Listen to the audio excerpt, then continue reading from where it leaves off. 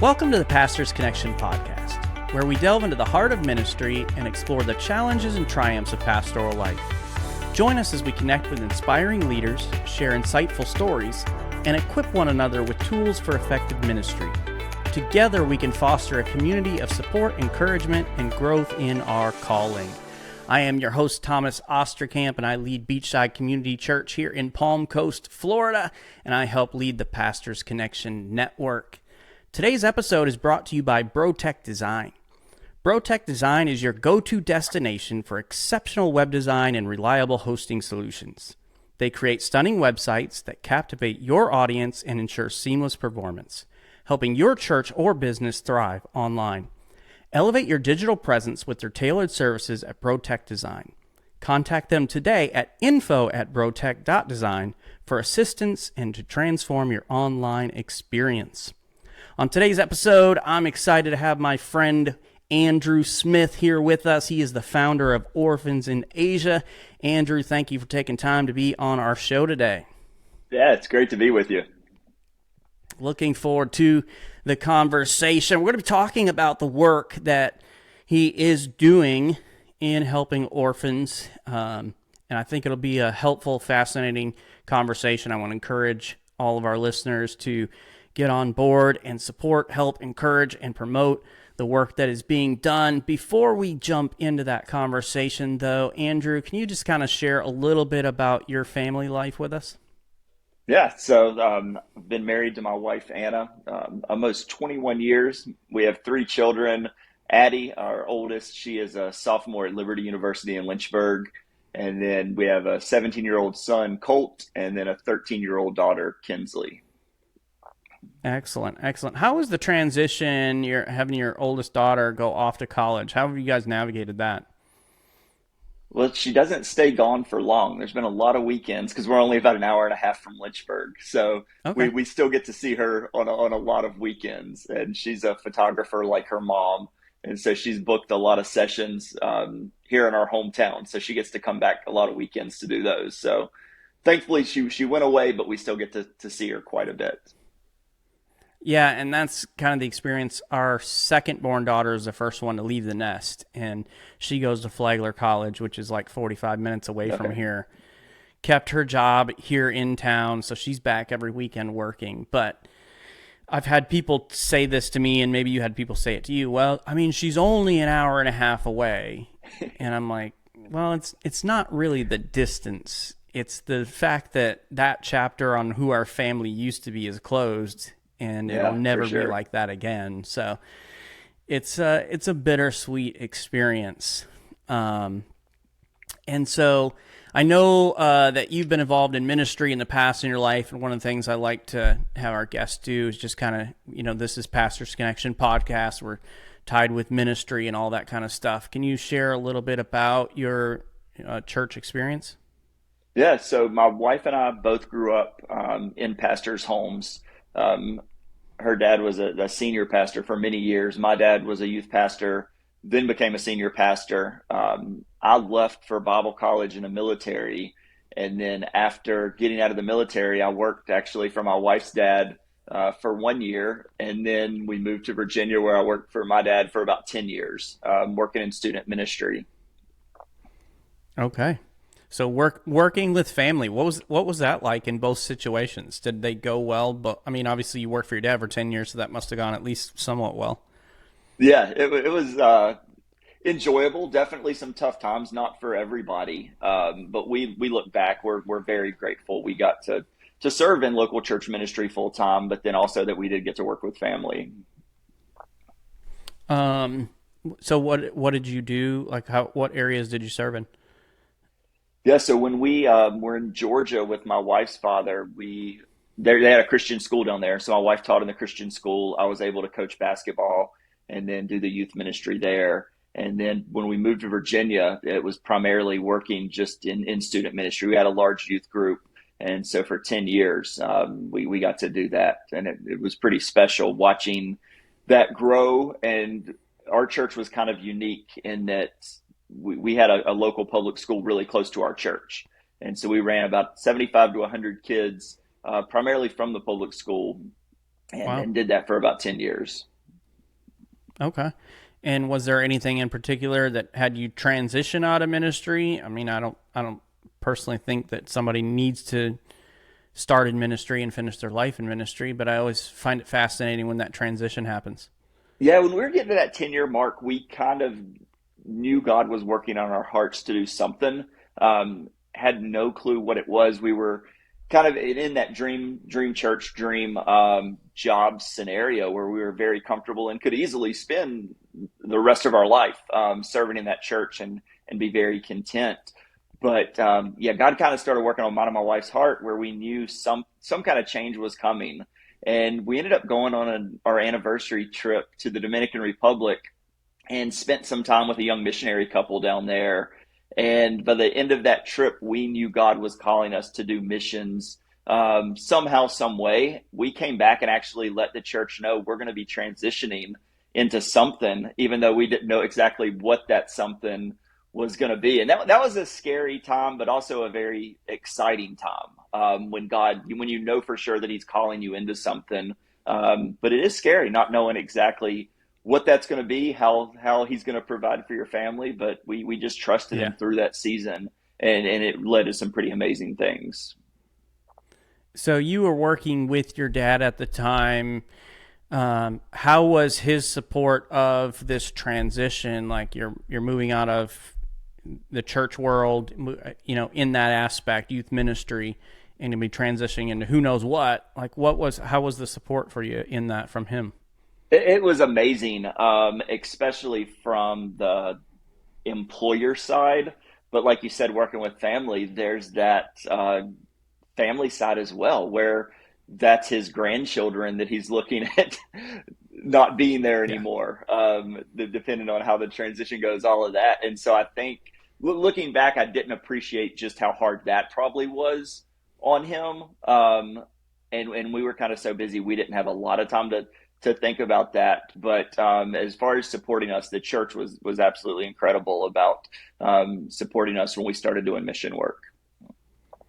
Which I think is so great. And here's the nature of it. So we're speaking mostly to pastors, ministry leaders, in the podcast who are listening to this. And in the church world, there's so much transition of staff, and I think sometimes it's not handled so well when that transition's happening. What are some things that you think from your experience, and whether it's something that the church did right for you and your family as you were transitioning, or looking back saying, hey, this would have been a lot more helpful? What advice would you give to some lead pastors who have some staff maybe transitioning to another church, to another ministry, or even out of ministry itself? Yeah, is not look at that. It's not always a negative when somebody leaves. Many times God calls people to change where they are serving at, and it can be a very positive thing. And while it's sad to lose a good staff member or see someone leave the church, many times it's just your church expanding its impact and allowing those individual families to grow and serve at another location. Yeah, and that's such a great point. And unfortunately, a lot of times when it's approached to the lead pastor about, hey, I feel like God is calling me in whatever, fill in the blank, and you're going to be transitioning.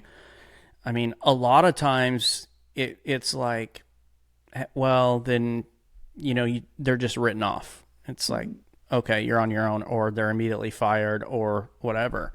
And I was literally just talking to a staff person this past week about that. And like, what a shame that is, that more pastors can't be like your dad was. And I know that your dad didn't do that just because you're his son.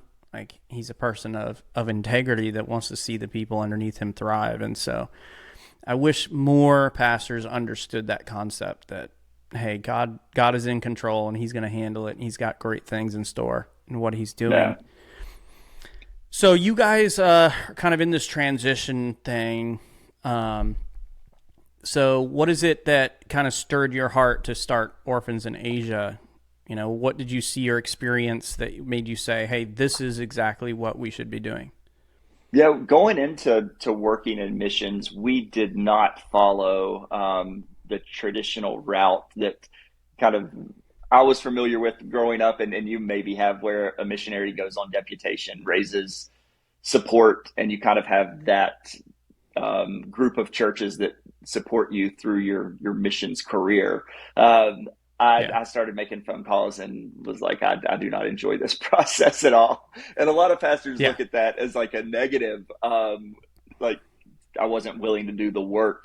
But I think it was I was comfortable in kind of who God made me, and the network and the resources that He put into my life, and I really wanted to use those for His glory in the end, and not Yeah. waste resources, waste time, just trying to fit the traditional model. And so we had been working in missions, primarily getting our income from social media work that we were doing. And after being in missions for a while, there was just some set things that we saw that we really didn't like, the way that funds were being spent, the way that decisions were being made. And in 2020, actually right before COVID hit, we had the opportunity to launch our own nonprofit, Orphans in Asia, and kind of fix it. It's not a perfect organization, but because we were starting it from scratch, we could kind of fix some of the perceived problems that we had seen in missions. And so we actually launched it like about a week or two before COVID shut everything down. So the Perfect. timing on that was, yeah, absolutely terrible. But we had no idea how God was going to use COVID to make our organization even stronger in the long run. It's pretty neat, that story.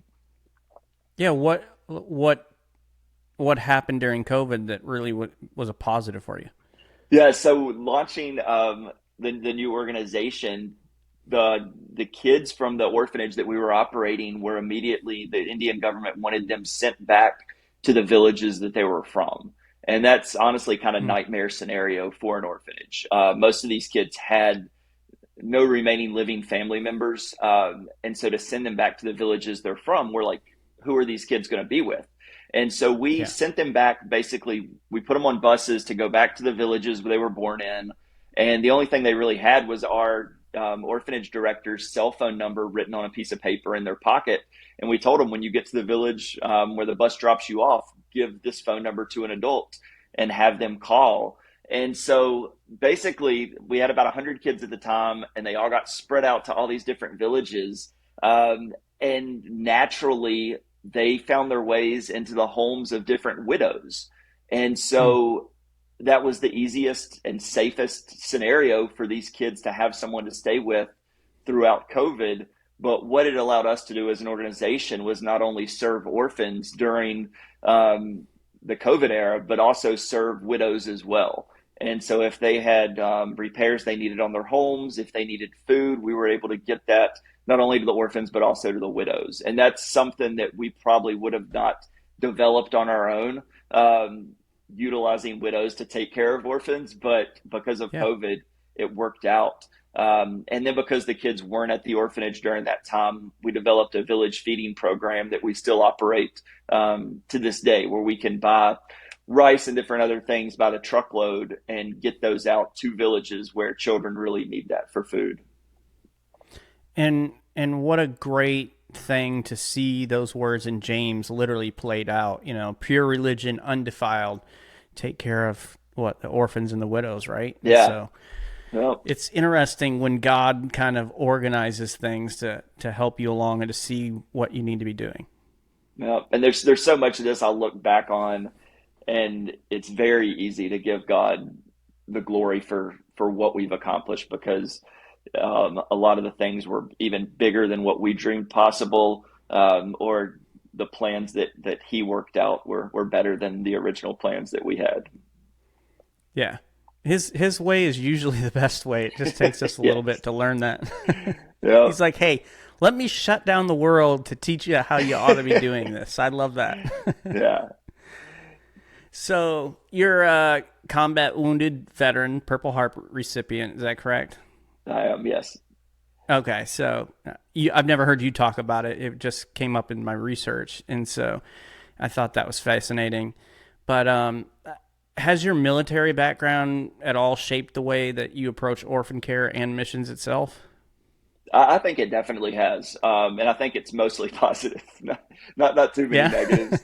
But yeah, just having combat experience and have spent time in the Middle East, I'm still very comfortable going um, to different countries and understanding enough about their culture to operate in those countries, and then develop relationships where we can kind of build some systems to help kids. Okay. And this is one of those things that's neat to see as well, is the experiences of our lives that God literally is using to shape us and equip us for the things that he has for us in the future. Um, so there are plenty of people who literally have never traveled anywhere, and so their thought when God, they feel like God's calling them to the mission field, it's like, I don't know even where to start, but to have that experience is great. Um, so when I think about Orphans in Asia and what you've started to do, can you kind of just explain to us what the mission and strategy is? Like, it's obviously there's so many people that are in need. How do you define success in your work with children in the local communities? Yeah. So what Orphans in Asia is not, it's not me doing these amazing things. Like I want to be very clear about that. Um, the doors that God opened for us is He blessed us with some amazing workers on the ground, primarily in India, that we get to equip, whether it's with different medical resources, financial resources. We basically get to equip them to do the work that God has called them to do. And then one of my favorite things, the way I like to word it to donors and different things, is I love to take resources from people that are blessed with them in America and then deliver those resources to people that need it the most. And that's essentially what I get to do with my role with Orphans in Asia. Yes, we founded the organization, but it's our donors and then the workers on the ground that actually serve and work with the kids each day that make this whole thing happen. So how have you and how do you continue to make these personal contacts like that? Yeah, God blessed us with a lot of followers on social media. Not like crazy numbers. We're very small compared to a lot of people, but enough where when we first started working with orphans, we were able to share on social media what we were doing, what God was kind of leading us toward, and what we wanted to accomplish. And a lot of our followers were just incredible about signing up to give, whether it's $10 a month, $50 a month, $500 a month. Um, a lot of those people came together just giving what they could, and again, those resources pulled together really started to have an impact on the lives of a lot of kids in India. And so, what started as 8 kids living with our orphanage director in just his small family home eventually led to us building a second story and a third story, and then buying a second property and then a third property, and then buying a property that had 3 houses on it. And throughout each step of that process, we just kept adding more and more kids. And this past year, we were able to knock down 2 of the houses on a property that we bought and build just a massive girls' home. And so in the Okay. future, it'll hold up to about 200 um, girls that we were able to take in. Right now, the orphanage, boys and girls, has about 200 kids that we serve. Excellent. I love it. Here at Pastors Connection Network, we have a couple of international partners. One of our partners is serving in India, David Livingston, and he's kind of overseeing national pastors and training them, and they go out into their villages all over the place and are doing some great things. And we're kind of helping with that training through Zoom, so like through Yeah. Zoom calls, doing some pastoral training and stuff like that. But I'll have to connect you with him. Just one more contact there in India. It might be a help to what you're doing.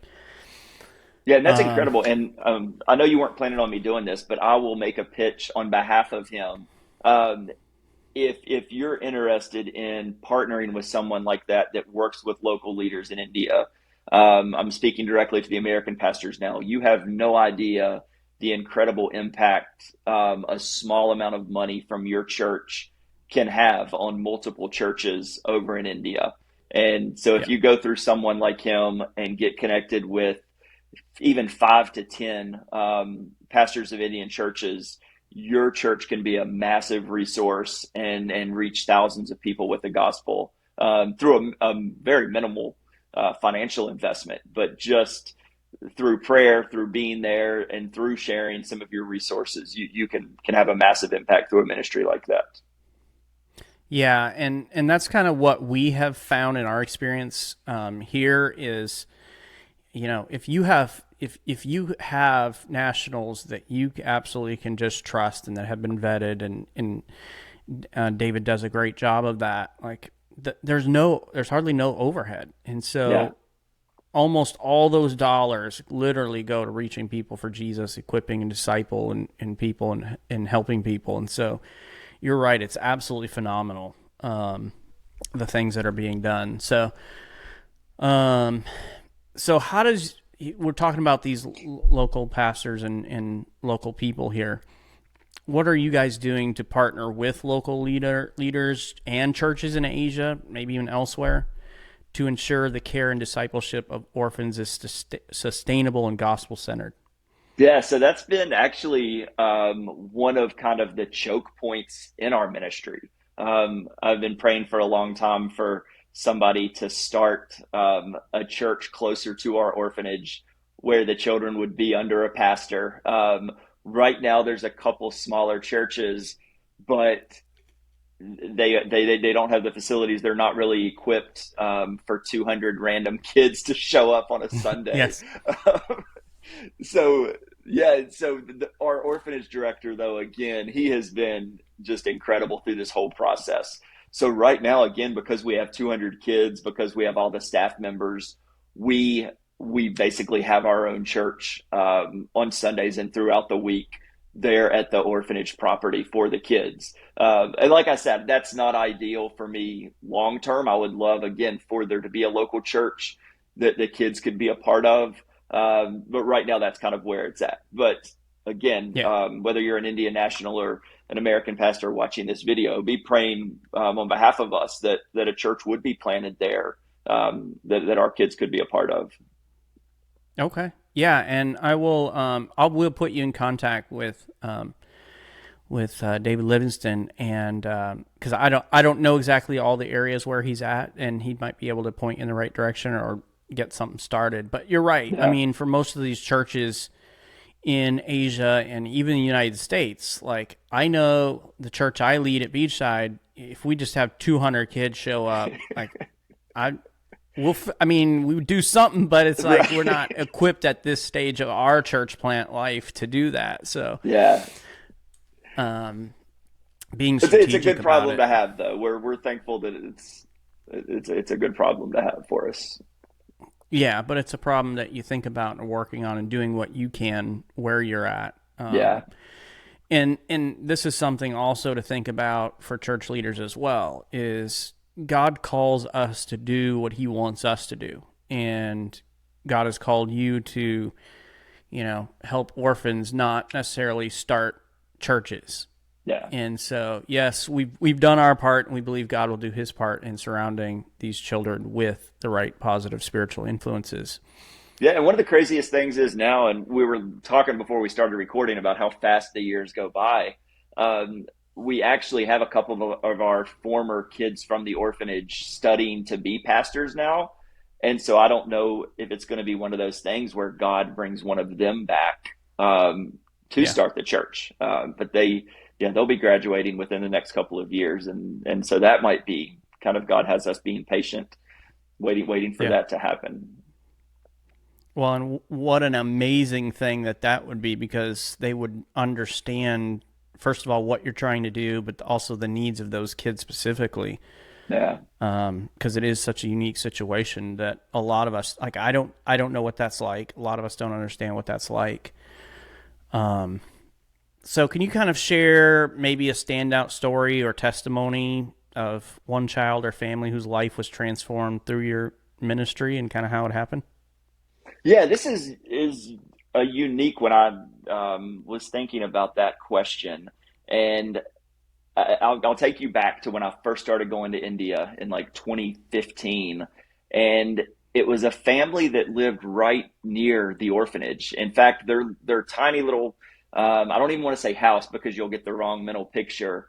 It's basically a row of tiny little apartments, and they lived in a one room apartment at the end of this little building, and just concrete floor, things like that. But they lived in between where I was staying and then where our orphanage was. So every day I would walk past this family's house, and they had a real little girl, real little boy, and the little girl and boy would always smile at me, give me high five or whatever. And the mom, she was a young mom, probably early 20s. She would always just make like the meanest face at me. And I'll make it Hmm. right now, as long as nobody screenshots it or anything. But she would just like glare at me. And so I started just like glaring back at her every time I would walk past her house. And eventually she just started like cracking up laughing. And so that kind of became our thing. Whenever I'd walk by, I'd make a mean face, she'd make a mean face, and then we would both like smile and laugh at each other. Well, the years start going by, and I'm seeing them 2 or 3 times a year when I'm on trips to India. And then all of a sudden, on one of my trips, they were gone. And so for about 4 years, I had no clue where this family moved to. And then we do two big events each year. One is called Birthday at the Orphanage, and another is called Christmas at the Orphanage. And most of the kids don't know when they were born, so we do a big birthday party. And so we're at one of these events, just have a big party, presents, everything. And this girl walks up to me, but she's not a little girl anymore. She's a little bit older. And Danny, our orphanage director, tells me, he said, that's Aquila that used to live at the end of that building. And so I get so excited, give Aquila a big hug, end up finding out they moved about a half mile down the road. And so I got Danny to take me to see Aquila and her family. And they had pictures of me up on their wall. They got so excited to see me. And that night we sat down for about an hour and we're talking to them. And their story absolutely blew my mind. That's why I wanted to share it. The mom and dad grew up in a village a few hours away from where the orphanage is, and their parents did not want them to get married. And because they Hmm. got married, their village kicked them out, and they came to live near the orphanage. But because they weren't from the village at the orphanage, that village didn't really want anything to do with them either. So this family lives in that village and has no real connections to anybody. And so Danny, the orphanage director, made the comment. He said, they're excited to see you because you are their only friend. And Oh, I kind of laughed when I first heard that, thinking Andrew Smith is somebody's only friend. There's no way, especially since they live in India. They're surrounded by millions and millions of people. There's no way I can be their only friend. But the more I started looking into their life and talking to them, everybody else has kind of shut them out of their world. And I am what they view as their only friend.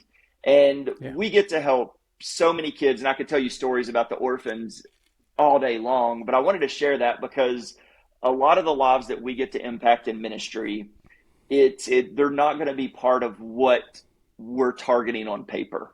They're Yeah. not going to be the perfect church member. They're not going to be those kind of things, but God is still going to allow us to impact those kind of lives. So I want to challenge pastors. You're going to have opportunities that might be out of the box. They might be a little bit different than what you thought you were going to be called to do, but you'll never have any idea of the lives that you will be allowed to impact if you continue to serve people each and every time God puts somebody in your path. You honestly never know when you're going to be the only friend that somebody has. So I just wanted to share that today to challenge all of us to not take those moments with people for granted. If we're in ministry, we get plenty of people time where we get to meet a new person or talk to people, but we have no idea just how God might be using us to impact their life. And such a great reminder because I know a lot of times as ministry leaders and just people in general, like we get so focused in on what we're supposed to be doing, even the good things. Like, for instance, Sunday morning, like the main thing that people judge me on and I have to do is deliver a message. And I'm often laser focused on doing just that, that I can not really take time to notice and interact with the people who show up that day. And it's like, here you are, you're here for the kids at the orphanage, you're here for the orphanage to do the things that you need to do, and God's like, hey, here's a person along the way that no, they're not in the purview of what you're trying to actually do, but they are. Yeah. So great reminder there for all of us to like pay more attention, not be so goal focused, even on the good things, that we miss out on the people who are right there. Yeah. Any other stories or thoughts that come to your mind We had one really because stand out? and we've discussed it before about some of the kids that we get. Their stories just absolutely break your heart, especially when it's from like a trafficking background. But we had a situation. We were actually doing a photo shoot. If you go to our Orphans in Asia Instagram or Facebook, you'll see lots of pictures of the kids and stuff. And we were doing one of those little photo shoots when um, a herd of cows started to walk by. Actually, it's like water buffaloes over in India started to walk by. And at the end of this herd of animals is a little boy about 6 years old. And he had like a big wooden staff and he's following behind these water buffaloes. And Danny, my orphanage director, just got the craziest look that I'd never seen him get before. Danny's normally a very joyful, happy guy, and he just got a really serious, mad look on his face. And so I'm like, Danny, what's going on? And he said they took that kid from somewhere. That farmer is using him. He said, I don't know where he took the kid from, but I know he took him from somewhere. And so Danny left and started making phone calls. And sure enough, this kid had been taken from a local city, Hmm. and the farmer was using him as slave labor to manage his herd of livestock. And through working with the local police department, we were able to take custody of that kid. Turns out he was a street kid that had no remaining family, and so he lives at the orphanage now.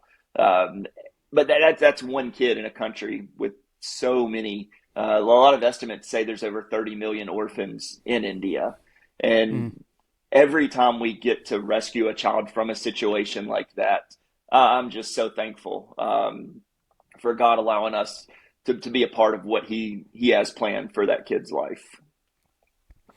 And you bring up the human trafficking, which is such a huge problem worldwide, um, even here in the United States of America, and an issue in India as well. So I know this is part of what you guys do, rescuing orphans from human trafficking and abuse. Um, how do you approach it? You know, with compassion and wisdom. It's such a sensitive thing. Like, what's your guys' Yeah, approach to this? I mean, I think it has to be, and I challenge all pastors to have this mindset is that yes, we want to accomplish all that we can, but we're not always going to have all the answers or be Yeah. equipped to meet all the needs of the people that we serve. And for the case with a lot of, especially the little girls that we get to serve, is as hard as it is to let go of some of them. It's being honest enough to know this child needs help that we're not equipped to provide, and that's tough in certain circumstances because you selfishly want to keep a kid and provide for them, love them, care for them, but it's knowing when you're not equipped to meet their needs, and then doing the work and providing the finances to get them the care that they need. Yeah, and it's about having what's what's best for each child in mind versus what do I necessarily want the most. Yeah, Because we naturally we want to help people, we want to be the person, but it's like I'm not a mental health professional, so I don't counsel people on their mental health. Like, I encourage yeah, them to go to a professional and get therapy. And when it comes to, you're talking about sex trafficking and abuse and those sorts of things that these kids go through, I mean, that's something very unique, and they need special therapy and training and all of that to get through everything they've gone through. yeah. And I love that you use wisdom and understanding. Okay, this is an area where we can help. This is an area where we need to find somebody who can help this particular child. No. Yeah, and another story years ago when we just actually hadn't been working with orphans for too long. when we had two girls dropped off that were HIV positive. And at the time, I was like, we can't. I don't think we can meet all their needs. I don't. And honestly, I was worried about protecting the other children as well. And so I kind of Sure. had to do a deep dive on um, a lot of that stuff, and we quickly realized, no, we can. God has given us the ability to care for these girls, and so for about 4 or 5 years, they were at the orphanage with all the other kids and had a great experience. And yeah, I was looking at that, and I thought that was going to be one we wouldn't be able to do, but God kind of allowed us to expand what we thought we could handle and serve those little girls. Yeah, and it's really about having that balance because he told us, hey, don't have a spirit of fear. You got to have a spirit of power and love and of sound mind. It's like, Well, yeah, having the wisdom to know, like, okay, this we can handle, but hey, I'm afraid of this, but let me look into it. No, we can do this. Um, so how talking about some of these challenges, what do you think are the biggest challenges you're facing in caring for orphans in Asia, whether that's culturally, financially, operationally, and what are you learning to overcome some of these difficulties? yeah, to share a massive answer to prayer that just happened, and I don't know. People listening to this are probably more spiritual than me, but I wasn't even spiritual enough to be praying this prayer, and God answered it. I don't know if that's ever happened to you guys or not, Yes, but all the time. um, for years it was culturally the government of India was very hard on orphanages that were from Christian villages. And so the way India is I can't go over there as a Christian preach the gospel. So again, providing the resources to our orphanage director on the ground, and then he operates a Christian orphanage. But with the government the last 10 years, it's been very difficult. And we kept getting visits from the regional commission that oversees orphanages. And they would tell us, no, you need to build more toilets. Um, you need more TVs. You need more security cameras. And we're looking around at most of the homes near us have no toilets, and we already have 20, and they want us to add another 10. And it just Yeah, seemed very unfair, and that they were picking on us. And so the kind of prayer request was always, we want the regional commission to stop being so hard on us. Well, just last week was the answer to prayer that we weren't even praying. They reached out to our orphanage director because every time they've come to us, we've answered what they wanted us to do in pretty incredible ways because of our donors. And they know that we run a very good facility. We serve the kids. We truly care about the kids. And so last week they reached out and asked our orphanage director to serve on the regional commission. So now wow. instead of them being the ones persecuting us, our orphanage director is on that commission, which that I can't tell you how big of a deal that is. That's Yeah, massive for us. So that's something we did not an opportunity we didn't see coming. That's a challenge. What was a challenge now has turned into a huge blessing. And so honestly, some of the biggest roadblocks are always financially. Serving as many kids as we do, I know all of you guys in your personal and your ministry lives, you've seen the price of everything go up these past yes. few years. So we are always looking for partners that can help us meet the financial needs that the orphanage has.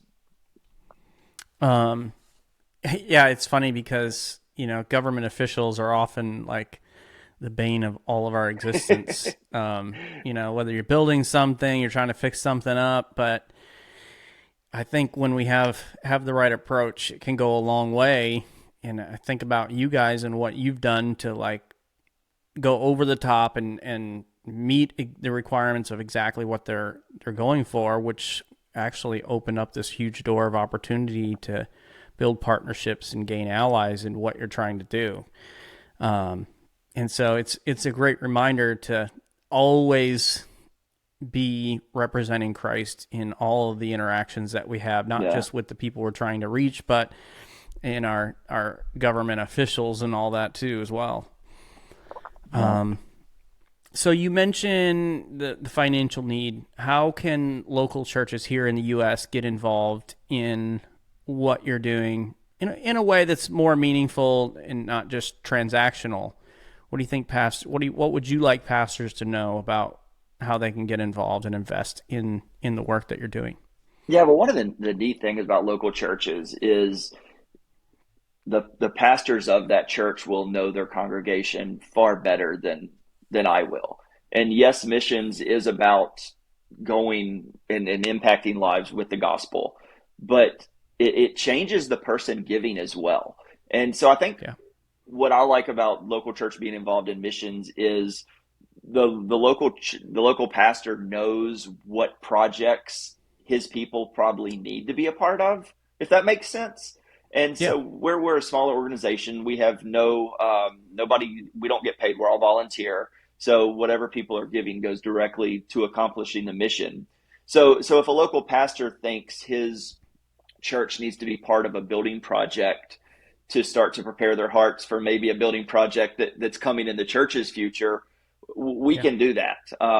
If it's providing food for the kids, we can do that. So whatever a local pastor thinks his church needs to be a part of, we would love to help them do that and impact orphans in Asia. So do you take like teams over there to help build things, serve food? Like what are the options that are available to pastors in that kind of aspect? Yeah, we've taken a few different teams over the years, so we're definitely interested. And I would love to start taking more just pastors over and introduce them to the kids, to the orphanage director. So if any pastors out there are interested in going to India, definitely feel free to reach out to me, Andrew at orphansinasia.org. Send me a message anytime. But then just, yeah, whether it's fundraising for Christmas at the orphanage, a birthday at the orphanage event, anything like that. We live in an age of content where everybody's looking for content, and our social media team does a pretty good job of sharing a lot of pictures of the kids of things being accomplished on our social media pages.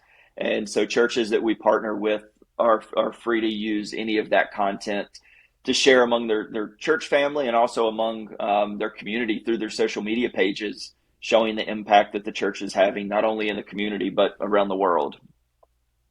Well, and there's something so great about being able for people who are giving to be able to see exactly, hey, these are the lives that are being impacted here. Yeah. And kind of tying that back to what their investment is. And I encourage pastors like, hey, take Andrew up on this. Go, contact him, go on a trip, see it for yourself, and understand the work that is being done there, because nothing beats going Yeah. and seeing it for yourself. And I'm thankful for the opportunities. It was eye-opening the first time I went to a third world nation and saw the way that people lived and how they were meeting needs there. There's nothing better than that. No. Yeah, and it's So again, I had the opportunity to start this ministry, but God could easily bring a pastor along that goes on a trip to India that starts through his church or through his social media following, starts impacting far more lives than I ever could. And I have no issue with that. The more yeah, kids that can be helped, the better. But it might be where some pastors come along and this ministry grows far beyond anything that I could have ever done. So yeah, again, always be sensitive to that calling, whether it's coming to visit our orphanage or going to visit a church in a different country. I would use that word. I challenge pastors, leave this country and see what God has for you to do outside of our borders. yeah, and it's always interesting to me when the command that's been given to us is go into all the world, preach the gospel to every creature, be witnesses to me, Jerusalem, Judea, uttermost parts of the earth. And yet, how many pastors have never stepped outside of the United States Yeah. to go see the people we're trying to reach globally? It will literally change the way that you look at everything and how you do ministry, even here in the United States. So, And it's always nice when you can go over with a former soldier who travels a lot and can kind of be that guide along the way. So you'll be well taken care of for sure. So let's talk about the future here, because it's been incredible to see what has happened in the last 5 years, but and what God has done, the people you've been able to reach. Let's look maybe 5 years down the road. What is your vision for Orphans in Asia? Like what are you hoping it becomes? Yeah, really. And again, the end result is we want to help the children that we serve, but I would love to have more people being involved, having their lives changed because they're a part of helping those kids. Financially, God's allowed us to accomplish some amazing things as far as purchasing real estate, building buildings. Um, but I was actually talking to another nonprofit leader today. I haven't been good about saving like we should have. But anybody in ministry or nonprofit leadership understands like there's usually never enough money. Um, Yes. you're trying to accomplish what God has for you, and so we can't always save. And part of that is Him, I think, teaching us to trust Him. But Yeah. I think building a little more financial stability for the children. Again, we're still all volunteer, so nobody's taking a salary. But I would love for the orphanage director specifically to be able to eventually take a salary. He takes care of 200 kids, does not take a penny from us, and that's incredible. He says, "You provide my Yeah. shelter, you provide my food. I don't need anything else." But I know for a fact that he has taken on personal debt that he hasn't let us pay him back for yet. And so, if there are any churches out there that can do something, again, you can even send their money directly to our orphanage director if you want. But he has sacrificed so much to help these kids, and I want him to have a future that's more stable for his family, because I believe God can call us to serve Him without suffering as much as some people do in ministry. And Yeah. so, yeah, that's a big one going forward. We're gonna have a lot of kids entering college over the next few years. And I don't want just to help kids survive until they're 15, 16 years old. I want to see them through college. I want to um, really equip them to start life. And I know we don't kind of have to do that, but I look at it as we really get to do that in the lives of these kids. And they don't have Yeah. moms, they don't have dads. So I think as Christians, as church families, we can come together, because again, the costs to do this are very minimal in India compared to what we spend in America. So Oh yeah, yeah. it's welcoming partners to help us continue to provide for these kids and just serve them in the way that I believe God's called us to. Well, and this is one thing I love about you and your family, and I'll say this to our pastors and ministry leaders who are listening to us, is Andrew and his family are following the example of the Apostle Paul, who was a tent maker and started churches. And Andrew and his family, they work hard, and your money that is donated to Orphans in Asia, it's literally going to reach these kids over in that place and is being used to its full potential. And so I encourage you to get on board, support what they're doing, get involved, go on a trip, and see what God does with the investment that you make in the work that is being done there. So, Andrew, if pastors want to connect with you, I know you gave your email just a second ago, maybe give it again here, but what is the best way that they can connect with you, whether it's socials, email, website, all that stuff that they can look in and become a part of what you're doing? Yeah, we do a lot on social media. Feel free to search Andrew Smith, send me a friend request, send me a message anytime. My email, like I said, is andrew@orphansinasia.org. And then you can go to orphansinasia.org for our website, or just search Orphans in Asia on Instagram or Facebook. Follow our pages, check out some of the pictures. And again, we're a very small organization, but we would love to have you jump alongside of us and really make a difference in the life of the kids. And you can reach us here at the Pastors Connection Network by going to pastorsconnectionnetwork.com or finding us on Facebook at Pastors Connection Network. Andrew, thank you so much for taking time out of your day and what you've got going on to kind of challenge us in the area of reaching the world with the gospel of Jesus. Specifically, we're talking today about, hey, pure religion, right? Take care of the orphans and the widows in their affliction. We appreciate you being here with us. Yeah, thanks so much for having me on. Thank you for joining us on the Pastors Connection podcast. May you be inspired and equipped to lead with grace and purpose. Until we meet again.